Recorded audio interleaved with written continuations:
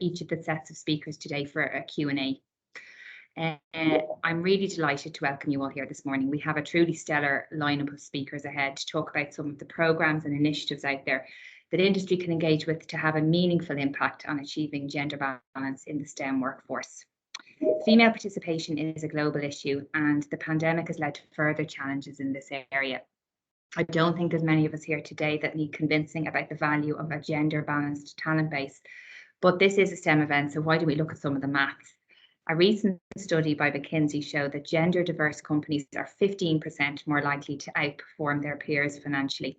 And by advancing gender equality at work, we could add $12 trillion to global GDP growth by 2025.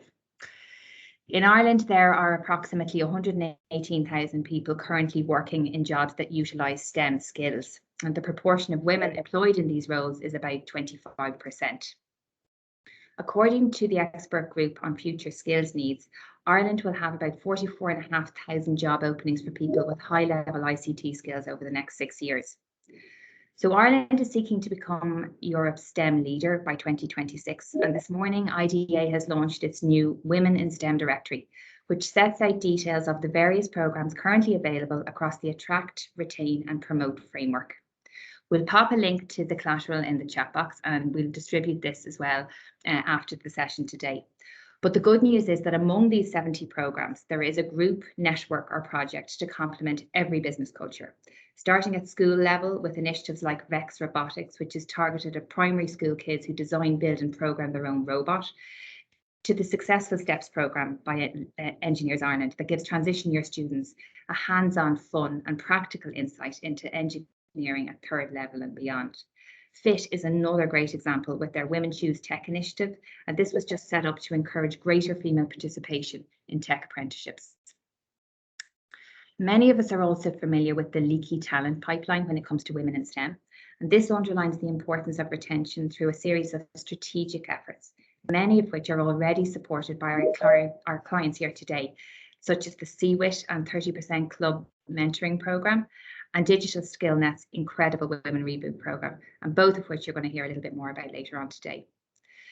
The framework also focuses on promotion and the enablement and empowerment of future female STEM leaders.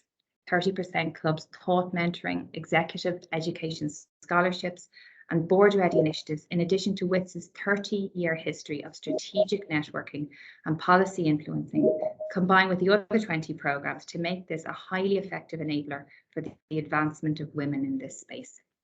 And that's enough from me. I'd like to hand over now to the chair of WITS, Dr. Andrea Johnson. Many of you already know Andrea and the trailblazing work that she's doing at WITS to drive real change for women in STEM in Ireland. Over to you, Andrea. Thanks so much for that, Victoria, and good morning, everyone. Thanks for the great introduction. And I see that the link to the collateral is in the chat, and it's a really great piece of collateral. We lent on it a lot over the last couple of years, so it's great to see that updated and made available to everyone, this time digitally. I'd like to spend the time I've got with you today to chat a little about WITS, to share with you the work that we're focusing on right now, which is around having a national conversation on alternative talent strategies. Women in Technology and Science, or WITS as it's affectionately known, has a very rich 30 years history as a national voluntary organisation which advances and connects women in STEM. At our AGM last year, we adopted a strategic 5-year vision to advance the retention of women throughout their careers in STEM by researching, developing and sharing insights and best practices. Following the adoption of the strategy, the executive team at WITS produced a 2021 plan to start to execute against our very ambitious strategic aims. And earlier this year in June, along with Minister Simon Harris of DeFerris, we brought together all key stakeholders across STEM, not to talk about the problem of attracting and keeping women in STEM, but to ideate, work together and drive sustained action through joined up thinking. One of the things that really struck me whilst organising that event is the magic that happens when you lean into people and you ask them to connect the dots with you. And the 2021 Directory of Female STEM Programmes in Ireland is a great piece of collateral that helps us do that. None of us have to start with a blank sheet of paper.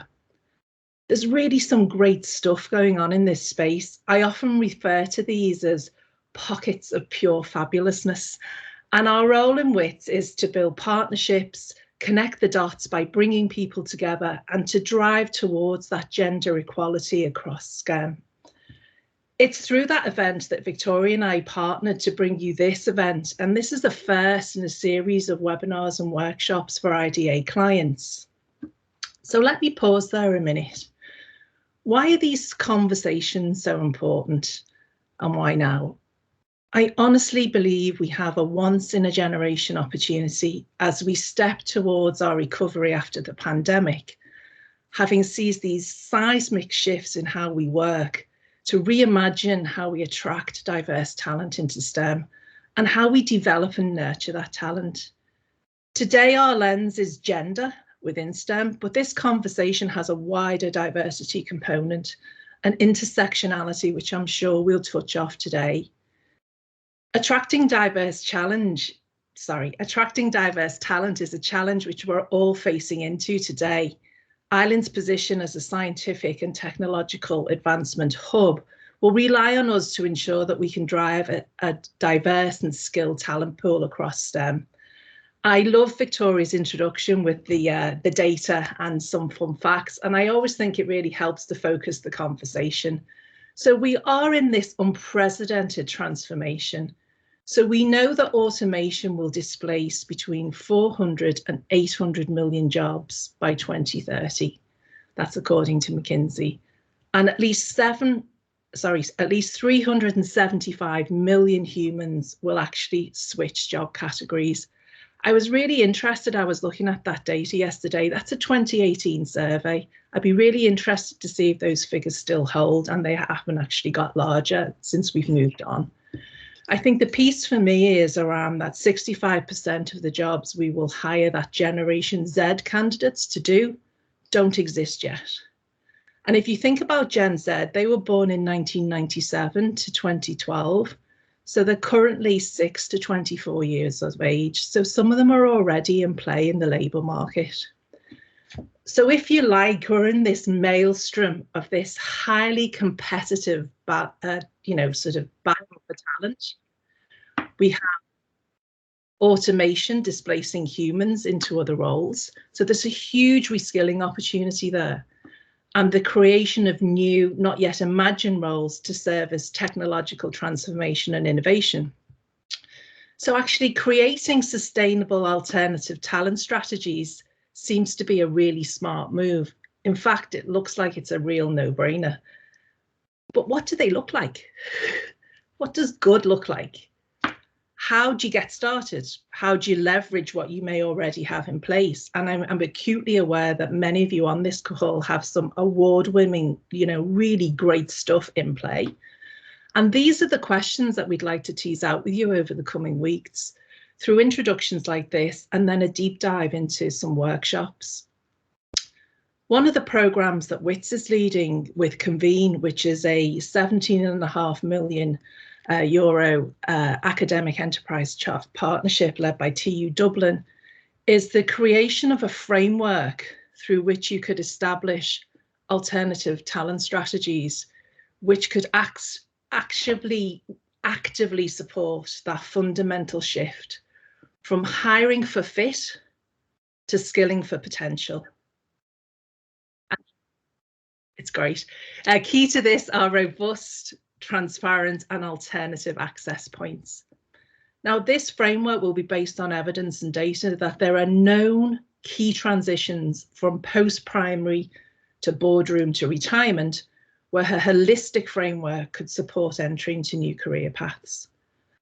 All of this will fundamentally shift our thinking from fit to a democratization of our skills and talent strategy, to one which supports the possible, with potential emerging as that new currency. So in closing, and I'm delighted that I've kept to time, Victoria, because she did say she'd slap me around the legs. So in closing and on time, we have a post-pandemic opportunity to build upon any gains that we've made in flexible learning and a real willingness to reimagine work. Together, we can leverage existing programs and organisations in a new, holistic and sustainable way to develop and attract exciting, diverse talent for today and also for tomorrow. I'm really looking forward to hearing from our invited speakers today. I've worked with most of them before, and they're absolutely fantastic. And they're very generous, and you're able to lean into their knowledge and their experience, their ideas and their vision in this space. So thank you everyone for attending today, for giving of your time and knowledge so generously. And now I'm going to hand you back to the dynamo that is Victoria to introduce our first session. Victoria, over to you. Thanks a million, Andrea. What a great way to open our event this morning. And I'm definitely going to use that pure pockets of fabulousness that's coming into my dictionary. Loads of new ideas and fresh thinking there. And I'd like to invite anyone actually to use the chat box here today. So if you're interested in learning more about the great work that WITS is doing in this space, and particularly the Convene project, if you wouldn't mind noting your interest in the chat box now, and what we'll do is we'll collate all of that information after the session, and we'll streamline workshops and events accordingly. And now I'm delighted to introduce Catherine Cullen, who's the Programme Director with Technology Ireland Digital SkillNet, and Gareth Cullen, who's the Director of Talent Acquisition at Dell.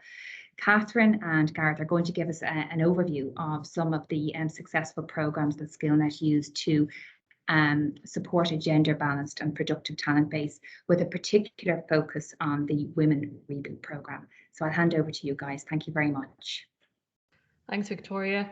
Good morning, everyone. Very nice to see you all today. I would say that Andrea, I've worked with her a lot over the past year and a half, and she's a powerhouse herself, and very much manages that epicenter and can give lessons on how to network and get us all working together. So and we look forward to continues to work with her. So I'm a Programme Director with Technology Ireland Digital SkillNet, and our role and our mandate is to support the digital and technology skills that are required and needed within our member companies, not just now, but to advance them into the future to ensure that they remain competitive. So we are part of the network of SkillNet Ireland and funded ultimately by government, and we're promoted by Technology Ireland, who's part of IBEC. So we're very much can hear and see what the industry needs.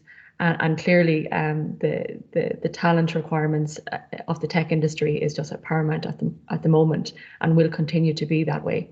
So we can design programs and career programs in the academic field, like product management and masters in IoT and programs in digital transformation.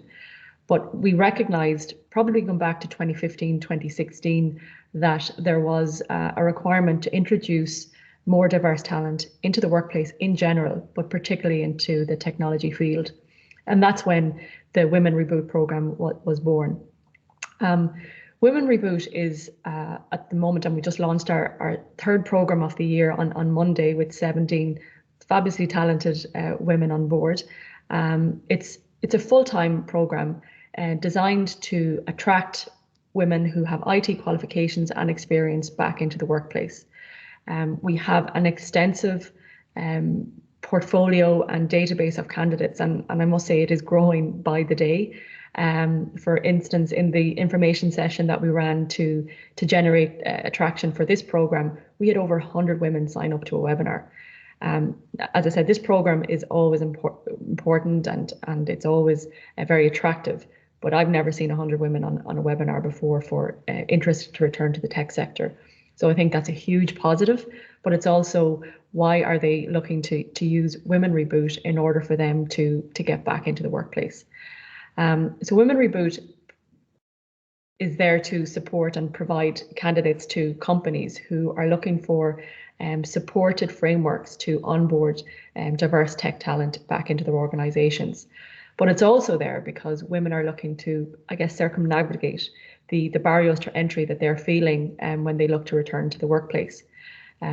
Those barriers, because they have a career gap, it's automatically excludes them from some selection criteria. Also, potentially they don't have the confidence to apply for a role. They feel that, well, I was a software developer 10 years ago, and perhaps the industry has progressed so much, I don't have the required skills that's needed right now. So Women Reboot is there to alleviate those concerns. The program develops the professional and the technical skills that are required for women to make that re-entry very confidently, competently, and successful. So they would develop, there's modules in confidence and resilience. And I would say that when we're selecting women to join the program, they would say, oh, I don't have the confidence to return. But it only takes a couple of hours in a classroom with women of their peers who they admire. And there's a natural uplift in that confidence. And it's the most exhilarating experience to be involved in, to see how they can progress. The type of women that we attract range from senior software developers, women who have been in middle management roles in organizations, whether it be project management, program management, system implementation, architects, system architects. So a wide range of technical abilities. And they will get as part of the program, they get a refresh on all of those technologies. So you're assuming that they have a baseline of IT qualifications. I think something like 30% of those women that are coming back to us have at least a postgrad and even a master's and PhDs in IT and tech qualifications. So caliber is high. And we take them on a journey to refresh their understanding of the technology world today, the full stack. And that's all supplemented by access to a technology training system called Pluralsight, and they'll have access to that for 12 months. They'll go through really enjoyable and enlightening sessions on their psychometric testing and getting the feedback of those reports, and they'll see how they'll have grown over the years, even though some of them might have felt that they remained quite static in their career break. And all of that is wrapped around with one-to-one career coaching, and that allows them to really understand what they're learning, to understand what it's going to be like going back into the workplace and how they see their career trajectory going when they make that return to the workplace. But obviously the key differentiator for us is that we are introducing them one-to-one with a company who is aware of their career gap, is aware of potentially skills gaps that have remained stagnant over a number of years, and are willing to support them to onboard them back into the work. So after they finish their 4 weeks training, and I must stress that this is all fully funded, the 4 weeks fully funded training, and then they will join a company for 12 weeks work placement. And that work placement is paid, and it's a hugely enjoyable process. It's not an overcomplicated process from the company, and hopefully Gareth will be able to talk to that as well. But it's all they need is a mentor to help them navigate the organization. They need a plan to allow them to understand what the expectations are of them, what they're going to learn. And I'm delighted to say that we have a success ratio of over 94% in women retaining in those roles, or being retained within the tech sector. So hugely successful program. I think at the moment it's over almost 240 women have returned to the workplace as a result of either Women Reboot or Women Tech Start, which is our flagship non-IT returner program, and so highly successful. But as I said, the volumes of women coming through to us is just growing all the time. The awareness of companies and how companies like to use the programs to find these supported ways to identify their talent and bring them back in is just growing all the time. So we're acutely aware that we need to do something a little bit more scalable and sustainable. And we do have a research survey out there at the moment that we're partnering with Learnovate in Trinity on, to try and make sure that we can address the challenges and the barriers that companies have, and recruitment, talent acquisition companies have, to identify the talent. Because we know that there's two sides to the story.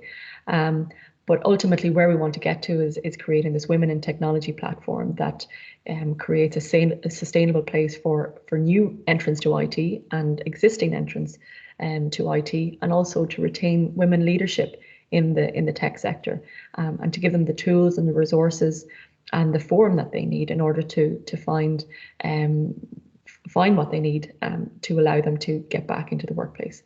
And it's also for companies, because we need to be working together on this, and Gareth and I have partnered on some of that research as well.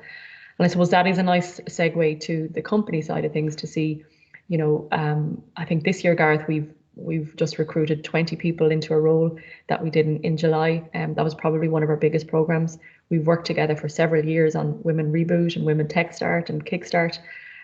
So maybe if I hand over to you to kind of give your perspective on why the program works for you. Yeah, absolutely, Catherine. So, hello everybody. Thank you for the welcome, for the invite to speak here today.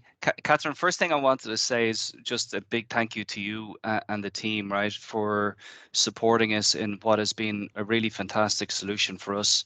And tailoring that solution, and Kira and Tony and the training team really trying to understand the Dell culture and bring that into the training so that, to your point, right, that we give the participants the confidence where when they come in, they understand Dell, they start to feel very comfortable and confident right from the beginning, and there's no culture shock there, right? It's a very organic, symbiotic type relationship. So that really worked, and in particular bringing that cultural part into the training I think was fantastic. So first thing I just wanted to say is a big thank you, and the program has simply been fantastic for us.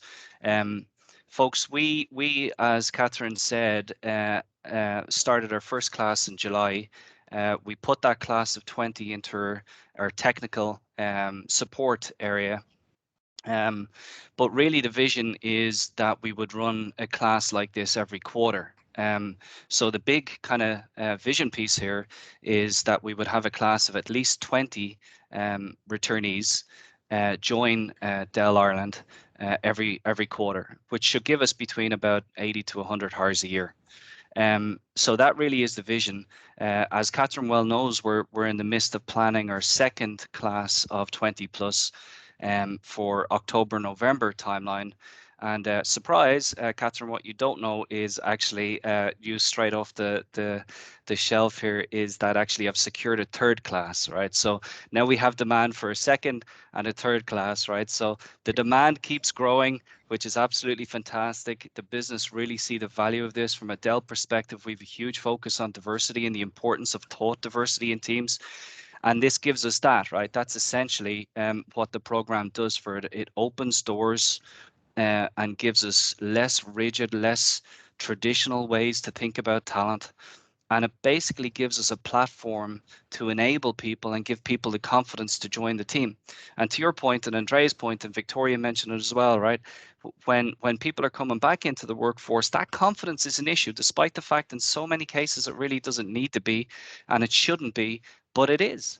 And I think more than anything else, what I would say is what the training gives is some of that confidence in terms of the soft skills that people have, right? Whether that's relationship or their ability to be agile, juggle multiple balls, solution focus, a curious mindset, these type of attributes which are really so important for success.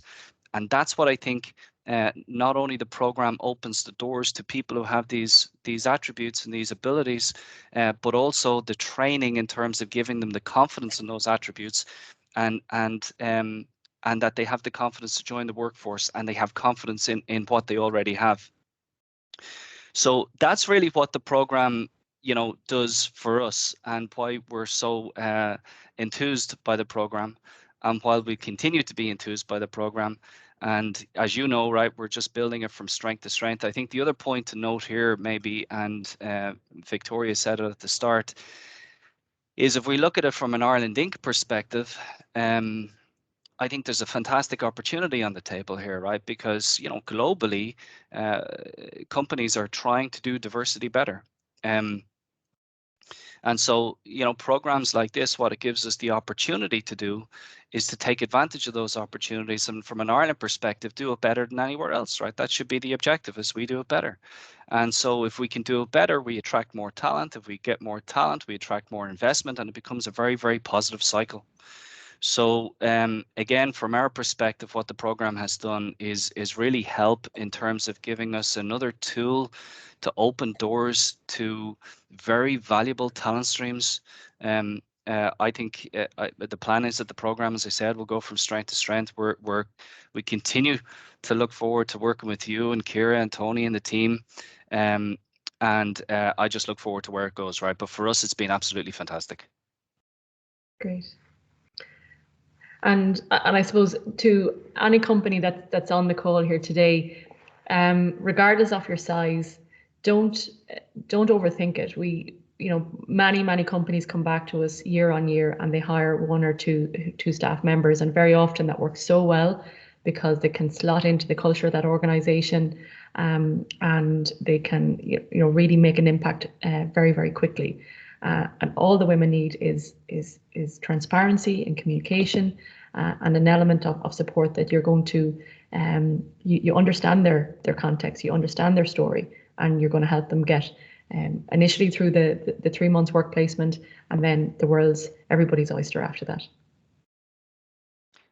Yeah, 100%. And again, just to note,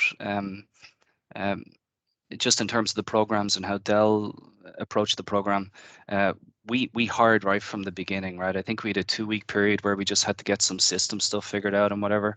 But our plan was to hire right from the beginning. Again, going back to your point there, Catherine, I think the flexibility and agility that you met us with and partnered with us in terms of trying to understand what we're trying to do, and then the agility in terms of tailoring a solution to meet our requirements, whether that was the cultural piece, introducing how Dell work piece, whether it's how we hire people on the back of the typical way that you introduce people into the program. That level of flexibility and understanding from a programmatic perspective was fantastic. And I completely agree with you, right? In terms of the participants in the program, just a little bit of support, a little bit of help, mentorship, buddies, a little bit of structure around how they join the organization. And what we have seen is the participants go from absolutely strength to strength. And to your point, I don't think it needs to be a particular size of a class or any of that.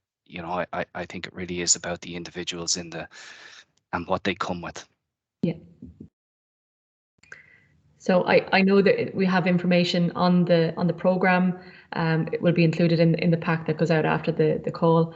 But I'd be very happy to meet with anyone that's potentially interested in either this IT program or the non-IT program, and we can talk you through what the plan is for the next 12 months and to see how that aligns with your headcount and your budget allocations as well. Thanks, Catherine. Thanks, Gareth. Really super informative session there. I think, when you mentioned those, was it 94% in terms of retention level in STEM, which, I think we can all relate to as being outstanding. And I completely agree with Gareth too, in terms of digital skill nets, flexibility and openness in dealing with companies, and just that proactive, pro-business attitude. And Gareth, I've had the pleasure of working with you and Catherine for a number of years now, and I think a lot of the success of programs like these is attributable in no small part to the enthusiasm and passion that you both share, for the promotion of women in STEM. So folks, if you are interested in learning more, and I know Saffron has kindly posted some links there, please do feel free to use the chat box again to show us your interest, and we can follow up directly with you, because I think there's a workshop coming up, isn't there, Catherine, on the Reboot program itself, so we can extend an invitation to that. Absolutely. Are there any questions? We have a couple of minutes, and we're sticking to time so far. Are there any questions anybody would like to ask? Feel free to unmute yourselves or post them in the chat there. I have a quick one for Catherine. Could you give a quick flavour of the really exciting piece that's coming around the one-stop shop for returners? Yeah. So we're kind of towards the end of the initial phase one, which is that research element, and we Skillet Ireland funded earlier this year just the initial pilot to conduct some research in order to help us create this Women in Technology platform. Because I guess based on desktop research and anecdotally, we found that I think we know what the women need. I think we know what the challenges they face are. We met over 200 women in the last few years, and probably about 500 people have applied for programs. So we feel we're very oversubscribed in terms of the the amount of women who have professional or IT qualifications and are looking to make that return. But we need to start, it's almost like a communication strategy and understanding the challenges that both the companies face as well. So in the research phase, and you know, we can still issue that out to anyone who's willing to, you know, have an interview with one of the researchers in Learnovate, is to really understand the challenges within an organization to identify and find talent and diverse talent. We know that at a very high level, there's targets and there's goals and there's an agenda to increase the diversity within an organization. But there seems to be challenges with bringing that down to the floor level and the business onboarding level. And we want to understand how we can help alleviate some of those challenges.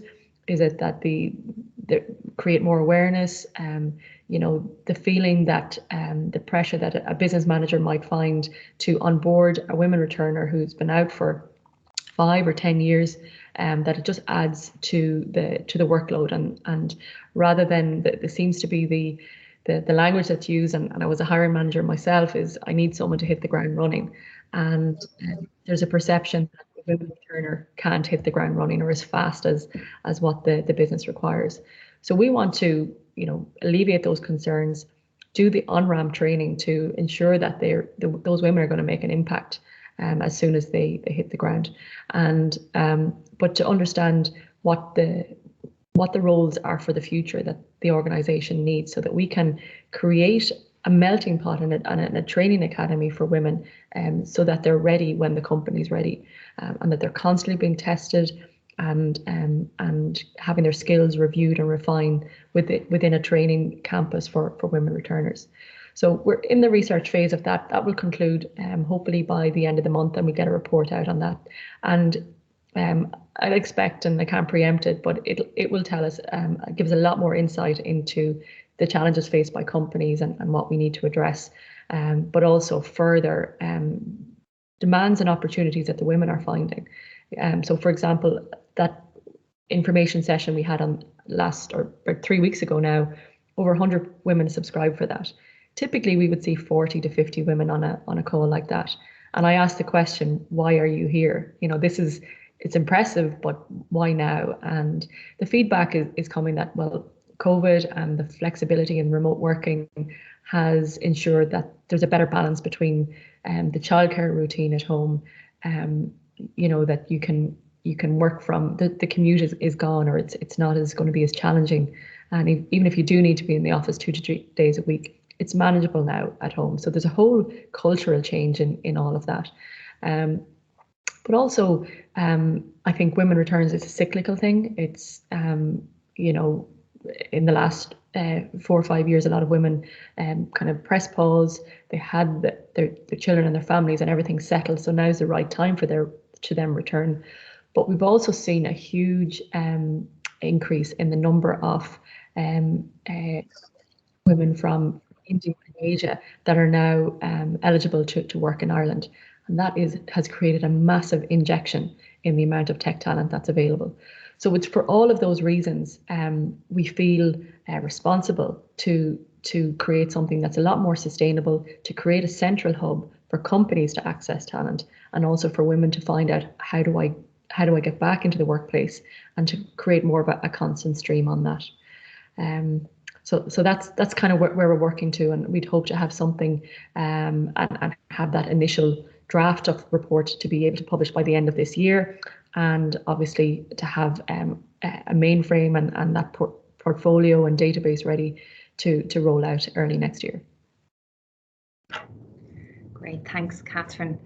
I'd like to invite now Country Executive with 30% Club, Gillian Harford, and Education Co-Chair at CWIT, Connecting Women in Technology, Jill Egan, to join us.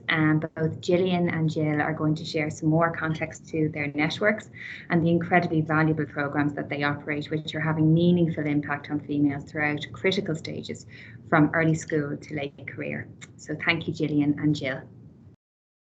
Good morning. Thank you very much to the IDA and to WITS for the invitation to come along here this morning. And also we're delighted to feature in the collateral issue today, which is a great resource that we hope everyone in the audience will follow up on. I suppose if I start with the elevator pitch, which all of us always have in our back pocket around what is the 30% Club. And it's not really a club. We describe it more as a global campaign of chairs and CEOs who are committed to driving better gender balance at senior levels because they genuinely believe it drives better business outcomes.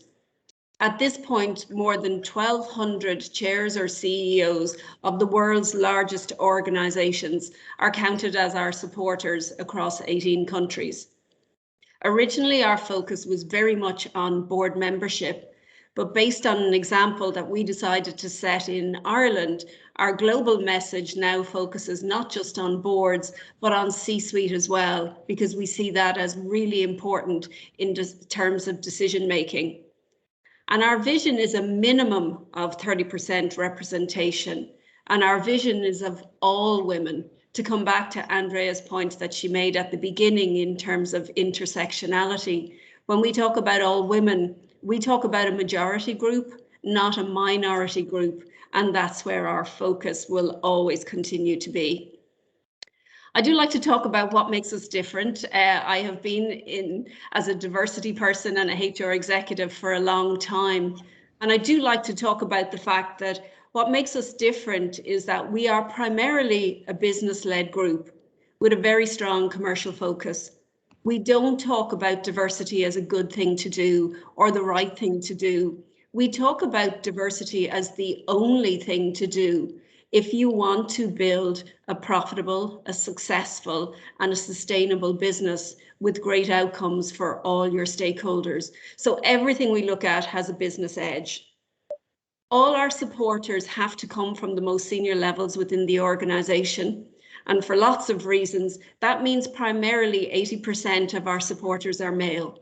And we really believe that this conversation needs male and female voices in the room. This is not a women's problem. This is a business and a talent problem, and both need to be there together.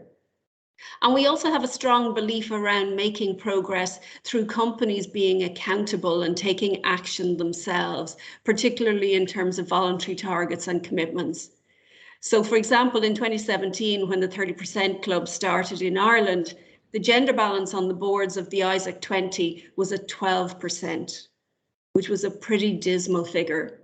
In March of this year, it reached just over 30%.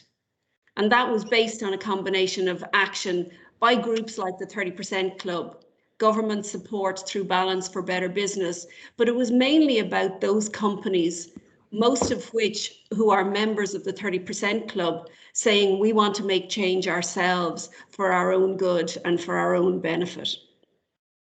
We try to focus our action on just three things because we only have so many resources to go around. We really want to engage and activate our senior leaders, and we do that by action, not talk. We're very tired of talking. We are a very action-focused group. So in that space, we like to look at research. We produce open source toolkits, and we have 6 really active industry groups. We like to influence those with the power for change. In Ireland, we have 280 members with a workforce behind them of almost 650,000 employees. So that helps us have good conversations with government, and we would have been the driving force behind Balance for Better Business, Ireland's approach to setting voluntary targets at board level. But what we're most known about is probably for enabling talent, and these are the initiatives that we're delighted to include in the IDA booklet today. To get better balance at very senior levels, you need pipeline, and pipeline has to occur at all points within the organization. So our activities in this space focus on initiatives like our cross-company mentoring program, which has been in operation for 6 years and has now had more than 200 companies participate. It's a year-long program where you don't just get a great mentor, but both of you get trained, you get supported, and you get access to events, and the feedback continues to improve from year to year.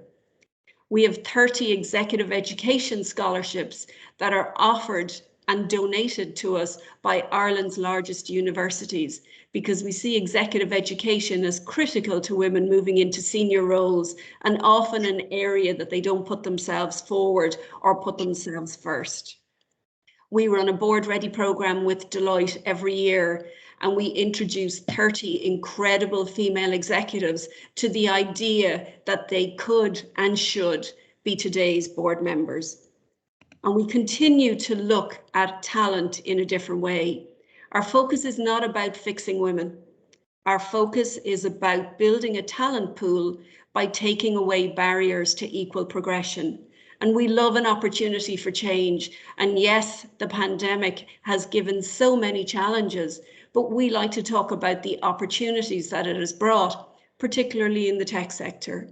No company can say anymore that agile working cannot work. No company can say that remote working can't work. And we believe that Irish executives have really shown that you can do global and international roles and still base yourself out of Ireland, which is a huge plus in the technology sector. Everything we do is run by volunteers. We don't charge any fees. So it's companies who are genuinely committed. And that means we have to focus on our niche. So we like to align with other partners, one of which will be Jill talking next in terms of CWIT, where between the two of us, we can go from classroom to boardroom, but our focus is in the business space. We've 6 industry groups, as I've said, because as you grow to 280 members, you can't do everything in one room anymore. So our industry groups like to focus on initiatives that work within their space.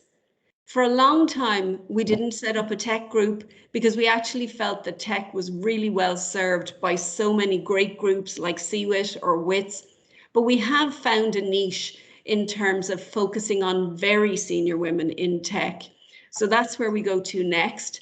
And in November, we're going to have 2 new initiatives that we're going to be delighted to launch and we'll share with you that will support women in very senior tech roles or connect incredible senior women in tech with boards across Ireland.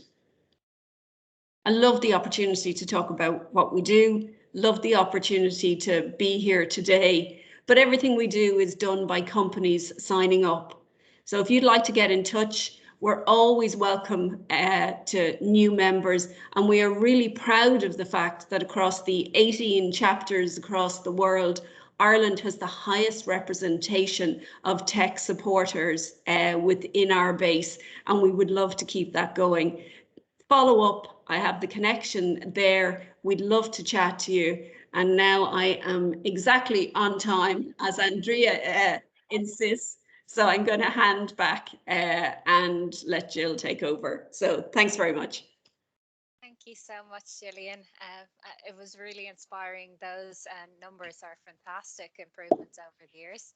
So I'd like to introduce myself. I'm Jill Egan. I'm the co-chair in education for CWIT, alongside my partner in crime, Laura Corbett.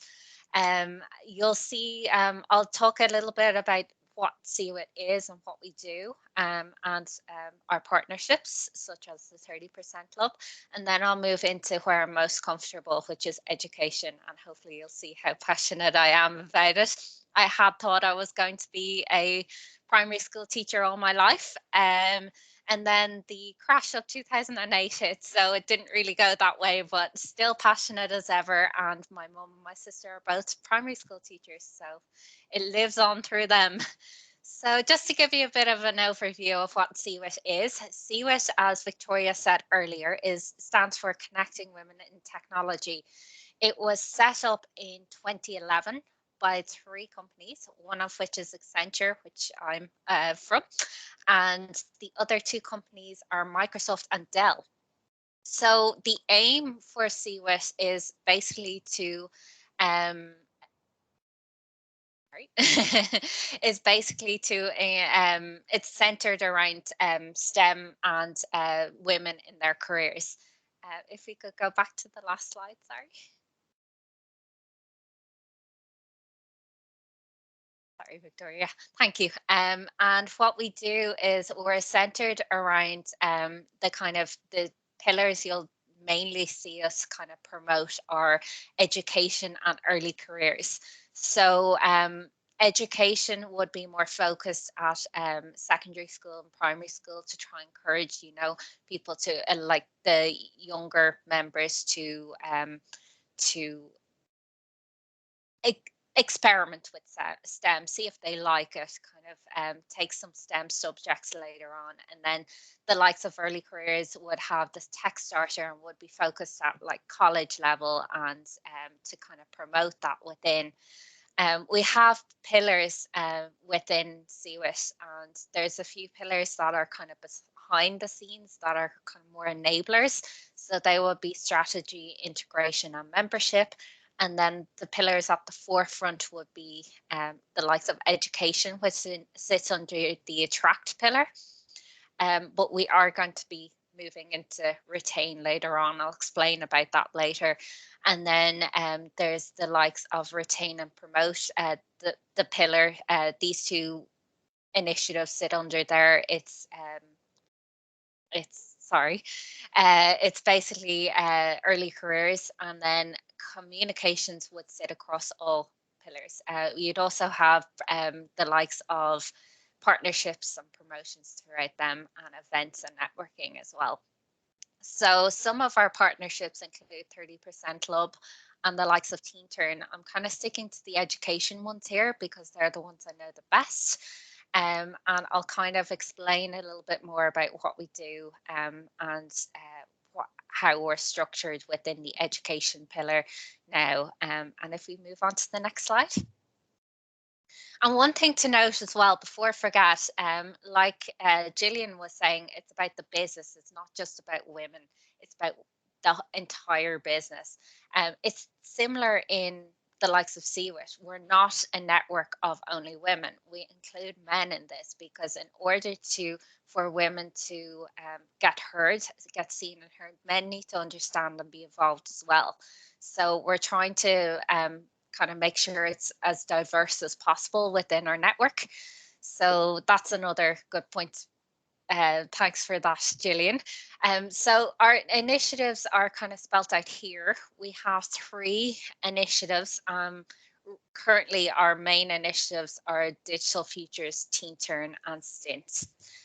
So we do have other initiatives that we are promoting, but they're just within the kind of CWIT network. These are ones that are outside on partnerships. So the first one I'm going to introduce is Digital Futures. Now, I'm not going to spend too much time on that because we are currently without a lead on the CWIT side. It is an initiative that was founded by Dell, and it's an amazing initiative directed at TY students. There are some 5th and 6th year students that get this program, but it's specifically by request of the school.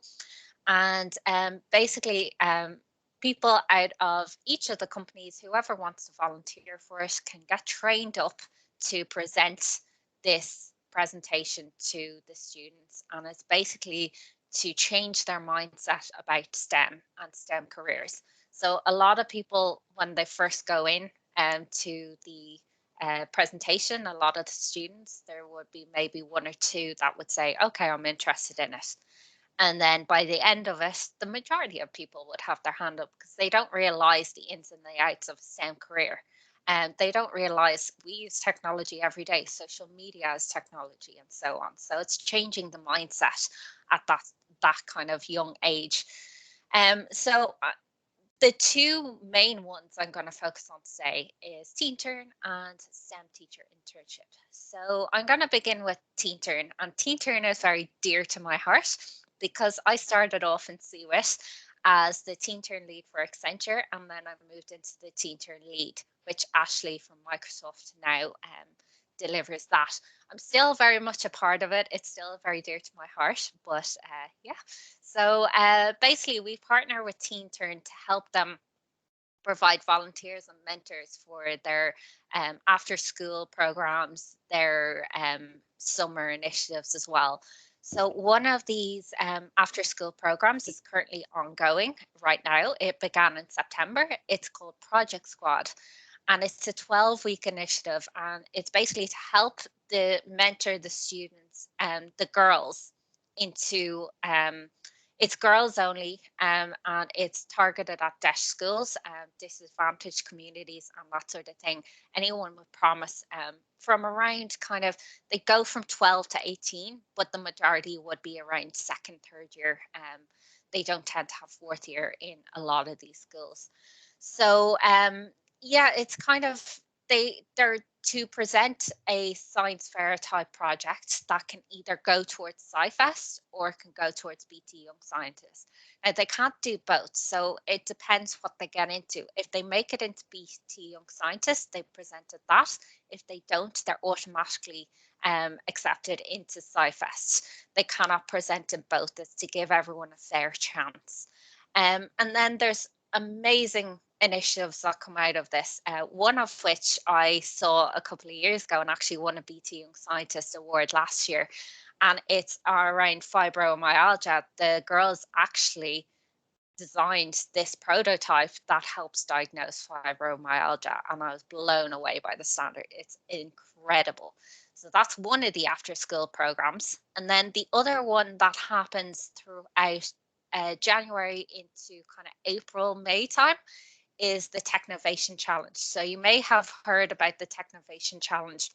It's a global initiative, and Teen Turn is one of the ambassadors for it in Ireland.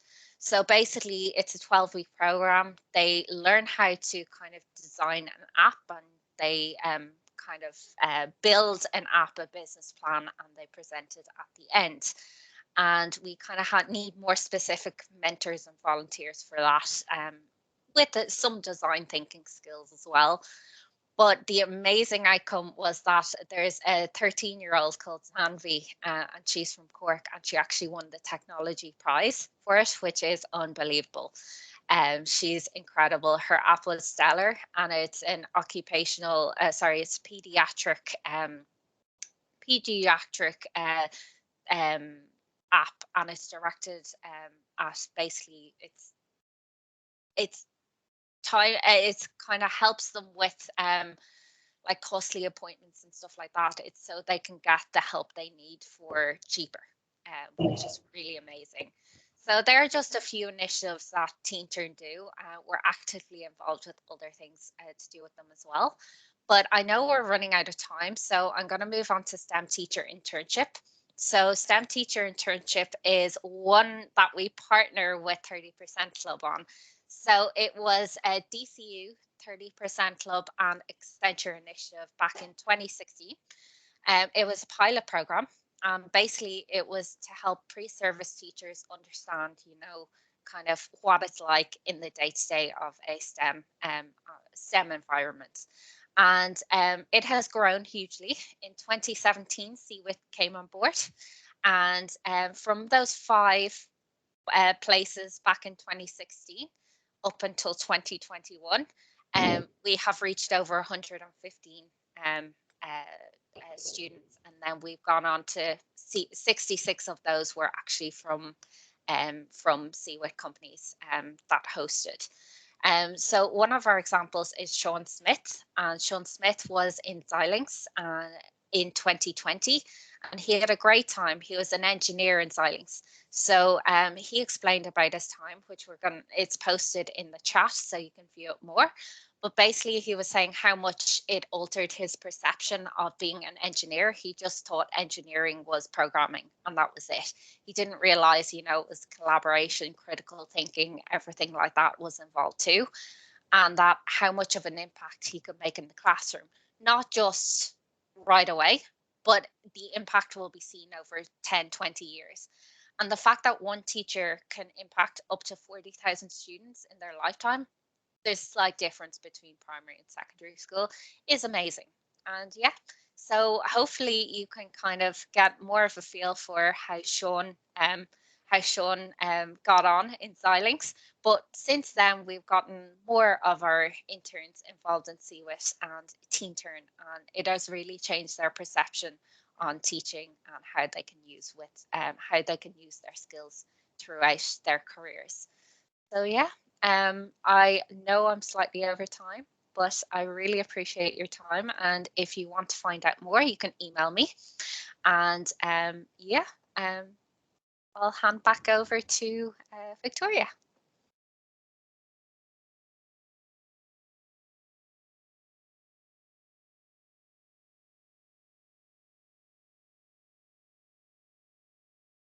I think you're on mute, Victoria.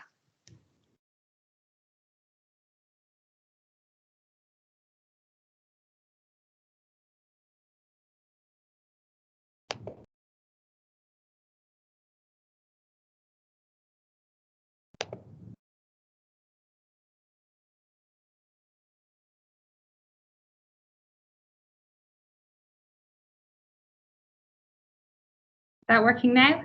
There you go. Yes. There had to be a mute issue. It wouldn't be it wouldn't be a webinar without one. So guys, thank you, Gillian and Jill. So much going on in both 30% Club and CWIT. You're both obviously extremely busy there. Loads of takeaways for everyone, I think. And again, I'd invite any of you who are interested to indicate using the chat box if you'd like to hear more about CWIT and 30% Club. And I know Saffron has posted loads of links there too.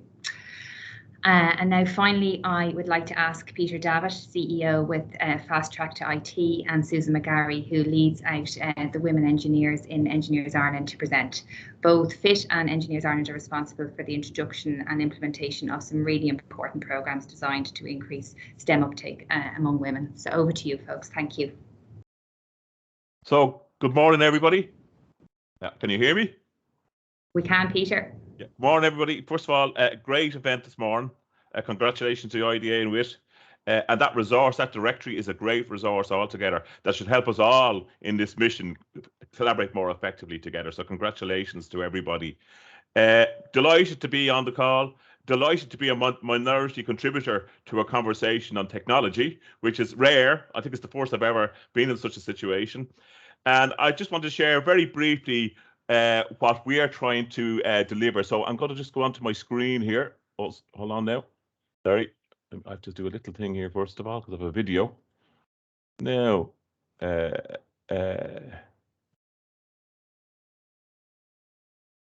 so can you see my screen?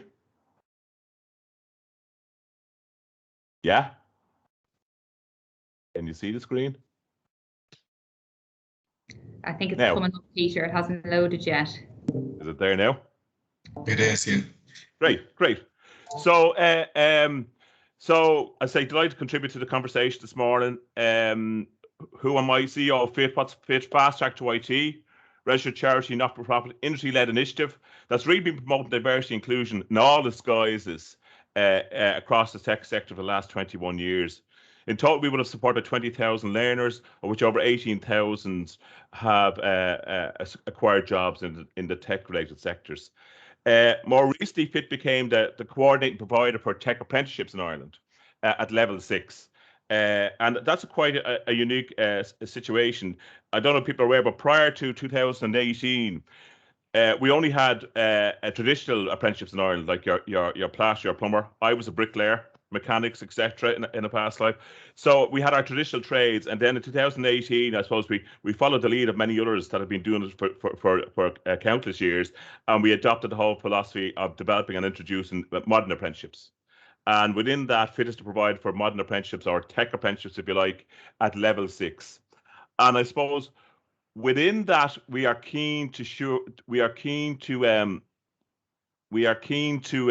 ensure that we have diversity and inclusion in every guise, and of course, one most obvious is female participation, but also diversity in terms of education and socioeconomic circumstances, etc. So one unique project that we decided, I think like others have communicated there, that we needed to make some concerted efforts in different arenas if we're going to engage people. And one area that's really been a concern within the tech sector, and for us as promoting diversity and inclusion, has been female participation. And we decided that we needed to gear up and be more efficient and effective in our communications around that, particularly to those who are participating in further education training in Ireland. So we initiated this program with the kind support of JP Morgan called Women Choose Tech. And our goal, is a very simple goal, is that by the end of this year that we would have 150 female tech apprentices in play, which would be 33% of the overall intake by the end of the year. Currently we're at 111. So we're going in the right direction, but there's still a lot of work. But the bigger ambition here for me is that I want to see at least 1,500 female tech apprentices by 2025. So we'll burn the midnight oil, collaborate with anybody, communicate with anybody, go anywhere, talk anywhere, if we could, to help us achieve that. Within the tech apprenticeship program, we currently have 3 apprenticeship programs up and running. We have a network engineering, software development, and cyber security. And we have afforded 3 in development: DevOps, cloud computer, and data analytics. These are level 6 award, and I often describe a level 6 award as the forgotten award in Ireland. You know, we hear, you know, about higher education's contribution to the tech sector and related sectors, but actually, research that we've undertaken, we do a skills audit every number of years. 70% of jobs within the tech-related sectors can be satisfied through level 6 awards. So the point of that was that we can widen and complement that tight labour market currently if we develop and engage in further education alongside higher education as a means of talent development. And within that, as I say, our mission is to make sure that we have ultimately, we want to get to 50-50 representation in terms of female participation in apprenticeships. Just do very simple things that we've done, just practical things that have helped us in our journey.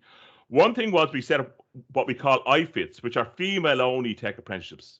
And the first one actually we set up was in the inner city, because we wanted to challenge 2 stereotypes: is that people from the inner city can only work in jobs that as cleaners or security guards, and secondly, the whole thing about female participation.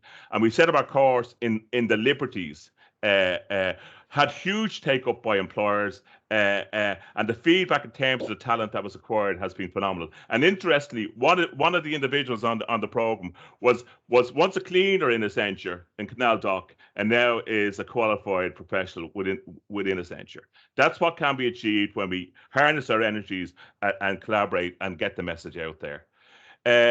So in terms of our strategy, is we're going upriver and downriver, if you like. So we want to engage young people in school, and still today, in terms of female and women perception of IT, it's that it is a male dominated environment. It's boring. You're in the corner doing stuff. We need to challenge that, and to do that, we need to get into the schools early on, not just after junior cert or at leaving cert. Really, when to go into secondary school and find creative ways to engage young people. For example, we've developed content. We have actually a female-only advanced manufacturing program in collaboration with Intel, and a part of that program to attract people into it, we developed VR content that we can bring into schools where they put on the headsets and they're in an environment and they're able to play around with the technologies. And the impact that people are saying, God, I could do that.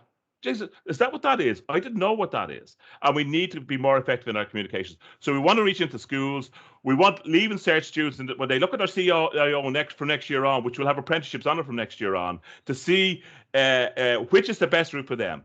For some, the 3rd level route, as we know at the degrees of math, is the right route. For others, it's not. And which route is best for them, and to give them that offering. So we want to make sure. And a great pride that I had last year, just before COVID broke, was when we saw young people coming into FIT with their uniforms on, their school uniforms, to apply for an apprenticeship program. And then we also want to encourage and engage adults, mature apprentices, and female apprentices into the program also. So very practical things. I mean, you know, but you have to go, you have to do the foot slogging, as others will know. So we want to go into schools, and we're going into schools and equipping the leadership within the further education and primary school systems with tools to help and support and motivate female students to access technology and technology programs. We have set up what we call pre-tech apprenticeship. So I'm not too sure, I don't know, would I be able for this, or I know that's for other people. I couldn't do that. Better people can do that. Where we've set up pre-tech apprenticeship programs, so you can sample the different courses and try it and see do you like it, and switch from one to the other. We have a strong engagement across tech employers, and that has been hugely successful, as you'll see in a later slide.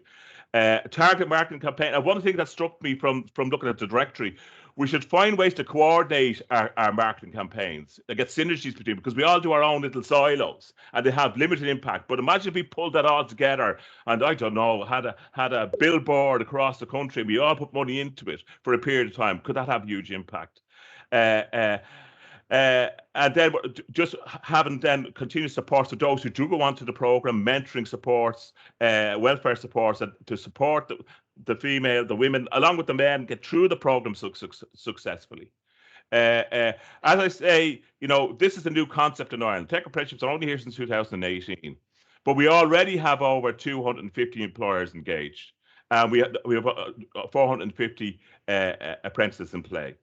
I believe that this will grow by 2005, early 2006, to about 5,000 tech apprentices across the country. And I'll only be happy when we have our target of 33% at the moment. I personally only be happy when that's 50-50. I mean, if we're genuinely about inclusion, that's what we have to achieve. So what we're very keen to do, and is to link with the other people on the call, the people on the directory, is to get stories out. We need women in professions, in careers, to share their stories. Oh, she's doing that, I could do that also. So we're very keen to collaborate with others in that regard. What I thought might be useful to do was to share a little video of an individual's experience on the apprenticeship program, because I think it tells us something about, you know, and COVID is a very good example of this. The number of people are underemployed or in jobs below their talents for a variety of reasons. They didn't finish college, or they couldn't go to college, or they came from another country and their certification isn't recognised here, or they just love doing the stuff but don't display it to the world. We need to capture these people in all their guises, and this is an example of this. If we can hear it. I arrived at Ireland 2016. The challenge immediately started with me looking for jobs. It's not like I just came to another country and just tried my luck. I have a master's degree in computer science, but I didn't have enough experience. And then after first year of search, you start getting a bit demotivated. And I decided, you know what, so let's go and take courses. They will give you knowledge, enough basic knowledge so you can actually get into industry. But what's the most important thing is you will go and work with the company, which is something that I really wanted. Apprenticeship definitely changed my life, I would say 180 degrees. I'm there in slow lane, pushing my car slowly, and just looking at everyone just going very fast, just passing by, and feeling very sad about my life. I didn't want to be where I'm currently am, but I couldn't get out. And when I found out that I got the apprenticeship, I felt like I moved from that slow lane to finally the fast lane. I'm finally getting somewhere. At the beginning, FIT was providing the most support. They offered us workshops. If we needed more help with anything, they're always there. They were making sure my mental health is fine, and they're supportive from beginning to the end of the process. Accenture looked like a perfect company for me at that point in time. It was a serious company. It's multinational, it covers different industries as well. So to me, it looked like a company where I can grow. Everything is new to me. And I'm just happy that I can be part of actual company and working at this point in time. I am now part of multiple projects. So, I mean, that's just one example there of people coming through this alternative talent pipeline, if you like, or complementary talent pipeline. So to conclude, I suppose I'm very keen that, what's happening here? I'm very keen for us in FIT and in our initiatives to collaborate with all of those who are working in this arena to participate and promote female participation and broader diversity inclusion in the tech-related sectors. We have a full-time resource within FIT, and I'd hope that we might be able to build relationships. I know there's relationships there already, but to get maybe more coordination in our efforts to achieve a bigger bang for our collective bucks. So with that, I'll say thanks very much.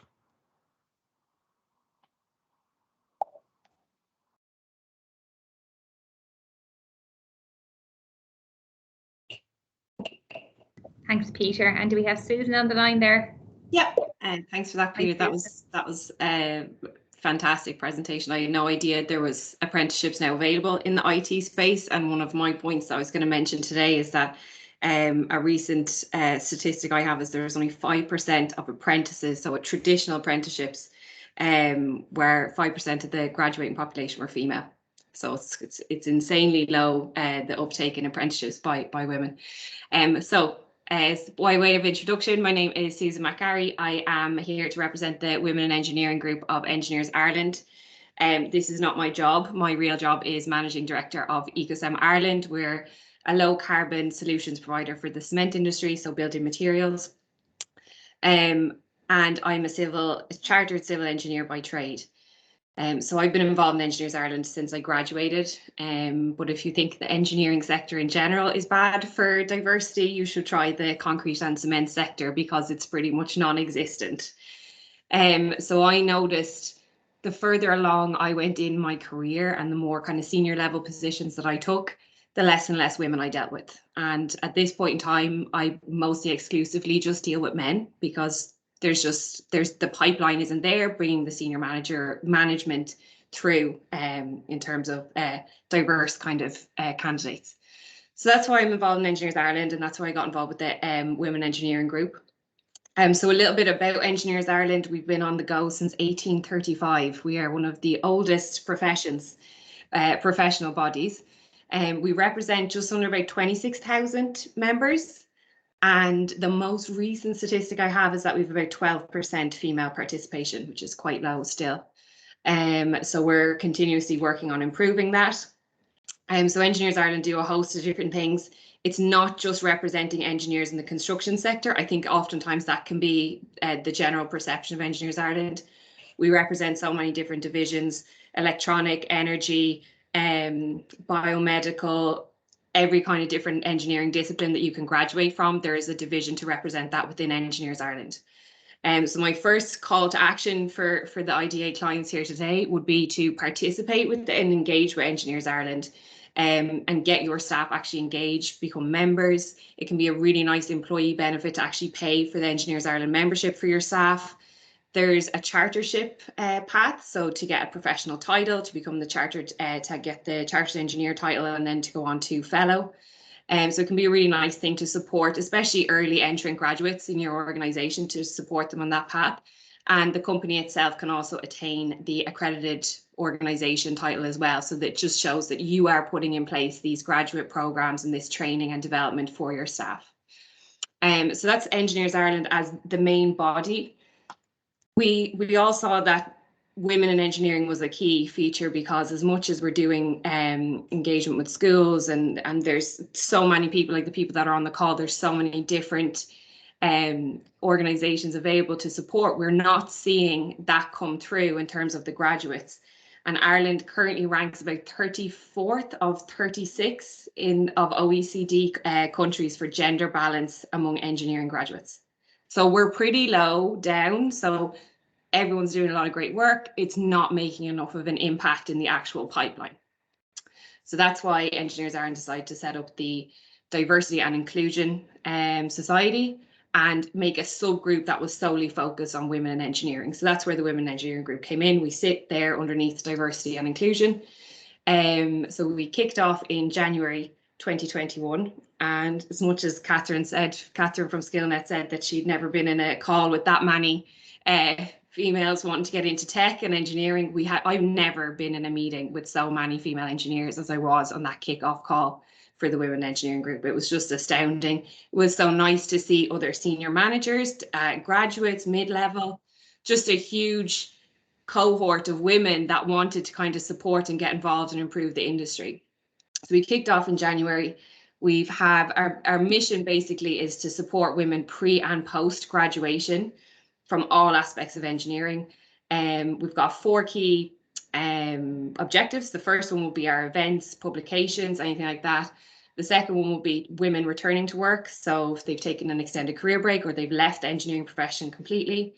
Third one is your current workforce. So encouraging them to stay, because as you said, the leaky pipe, there is something going on there between a graduate engineer to a senior level engineer that's just not staying. There's something going on in that experience that we need to work to improve.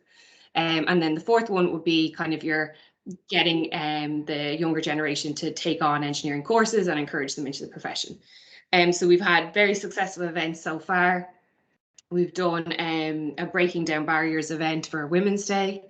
And we've also done a Rethinking Work Culture, kind of talking about sort of work-life balance post-COVID. So we have male, female speakers, and we've quite an active LinkedIn group. So in terms of actions for the Women Engineering group from you guys today, I would say engage on that LinkedIn group, send the link out to your to all of your staff to kind of get engaged. Any events related to women in engineering are being posted there, and it's just a really nice community and it's generating a lot of interest. So that'll all be included in the collateral I'll send on to Victoria afterwards. So that's the Women in Engineering group. But I think the main benefit that you can get from my talk today is about STEPS and the Engineering Your Future programme. So STEPS is Engineers Ireland not-for-profit outreach programme that promotes interest and awareness in engineering as a future career to primary school students. So any engineer can become a STEPS ambassador. There's training, there's resources available. That's number one. So you can pick the schools within your local area where your business is operating. You can train your own staff to become STEPS ambassadors, and you can put them forward then to do talks in school, talk about how they got into the profession, what do they do, what's a normal day like for them. But a particular issue that Engineers Ireland has, there were so few women going forward as STEPS ambassadors. So there's so few role models going out into the schools. And I know when I've done the schools talks, I try to make it as different as possible. My job is not a typical job of a civil engineer. I try and make that very clear. You don't have to be in a hard hat with dirty, mucky boots to be an engineer. There's a million different types of things you can do. So that's the STEPS programme that runs all year round. You can become a STEPS ambassador. And then we run Engineers Week around February. So you can run a lot of different events with STEPS in February. But the biggest issue we have is the Engineering Your Future programme. So that is a transition year programme. Runs for maybe 3 to 5 days, depending on the company. We have thousands of applications from transition year kids, and we do not have enough companies. So there's not enough places. Maybe it's lack of awareness, or that you might think it's a bigger commitment than it is, but we desperately are in need of companies like those on this call that can run a programme for 3 to 5 days. STEPS will help you with the application processes, the administration side of it. All you have to do is select your candidates, give them an offer, and then we'll work with you on how to create a programme. So what will that week look like to those kids? Maybe it's an introduction to energy engineering. Maybe it's bringing them to a site. There's different kind of stuff running with the Rediscovery Centre where we can organise a workshop with the Rediscovery Centre during that week. So it can be a really, really interactive hands-on experience for the kids that gets them to understand actually what is engineering. And there's a huge amount of evaluation and feedback that goes on with these programs. And 88% of kids said they had a clear understanding of what engineering was after they did the program. So a lot of these kids go into the program and they don't really know engineering, such a broad term, can mean so many different things. So it's really, really successful. And that's kind of our main call to action today is if you think your organization or your staff members will be interested in running this kind of a 3-day, 5-day event, it would be really, really, really welcomed. And it makes such a difference because you can choose your school then if there's a particular school that you want to get involved with that's, again, close to your business. You can go directly to them and run it with their transition year programme. And we have a couple of new clients on board this year. We've run it with universities as well, the likes of DBFL Consulting Engineers, Fingleton White, TII, TU Dublin, but we just basically need more companies, and the kids are so receptive, and STEPS will help you all the way, resources. So that's, in summary, that's the main thing. So I feel like I'm here asking, begging for help from you guys. But if you think it's something your company would be open to, we'd be really responsive. And there's a full-time resource in Engineers Ireland that manages this, called Roseanne O'Leary.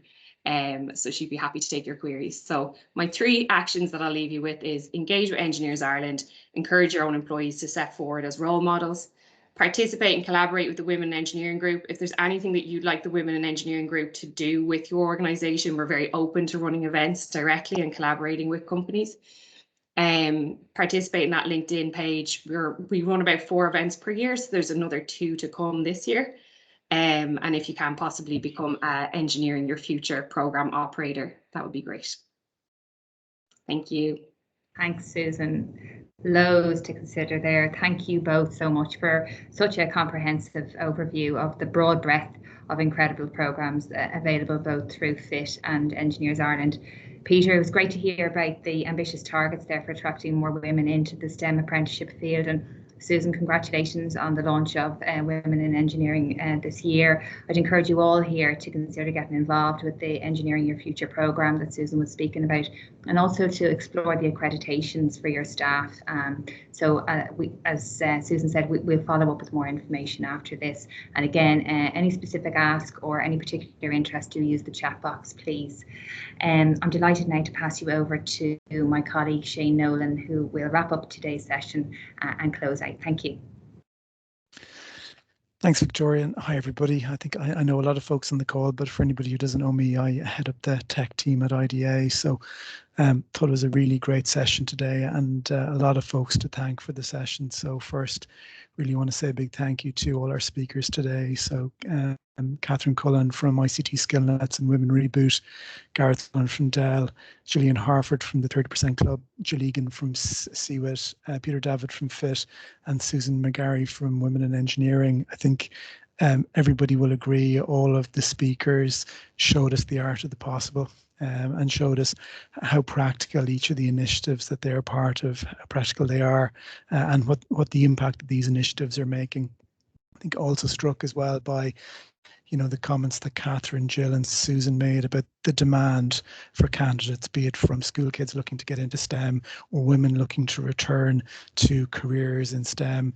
You know, the demand is there, and I think it's incumbent on us as HR leaders, as managers and allies to really avail of these schemes in order to, you know, give the folks who are part of that demand an opportunity and remove the barriers and the inhibitors that many of the speakers have spoken about already.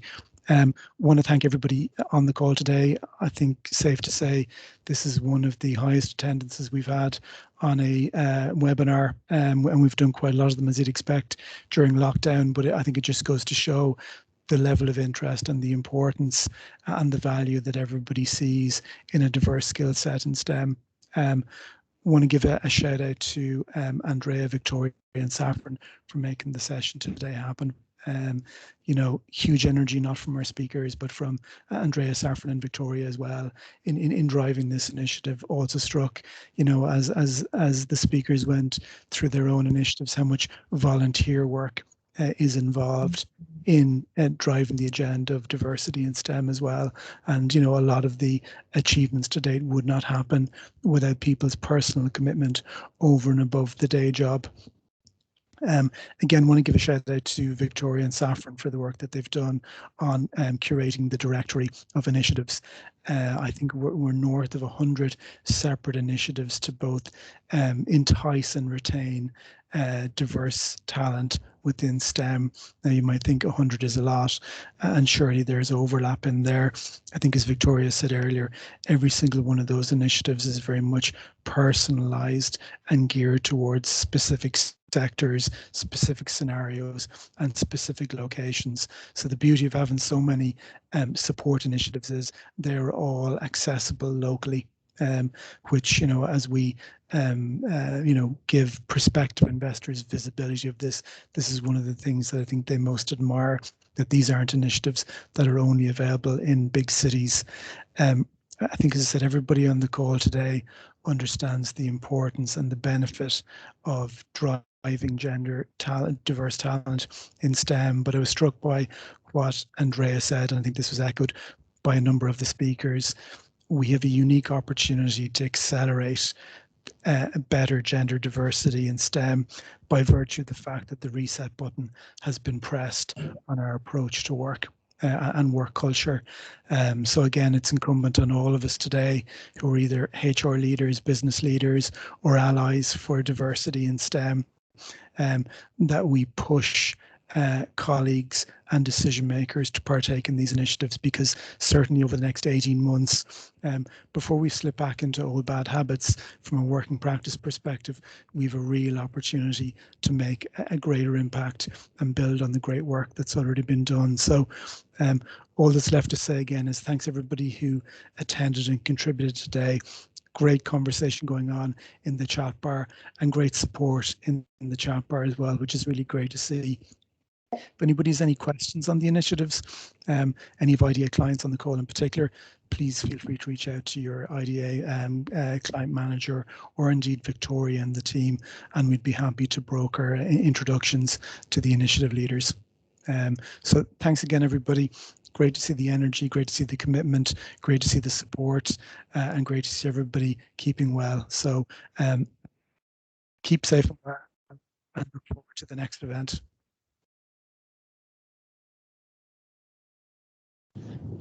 Thanks, Shane. Thanks, everyone. We'll be in touch with follow-up over email. Thank you very much. Bye. Thank you. Thank you. Thank you. Bye. Thank you. Bye, everyone. Thanks, folks. Thank you. Thank you. Thanks, Victoria. Bye. Thank you. Bye.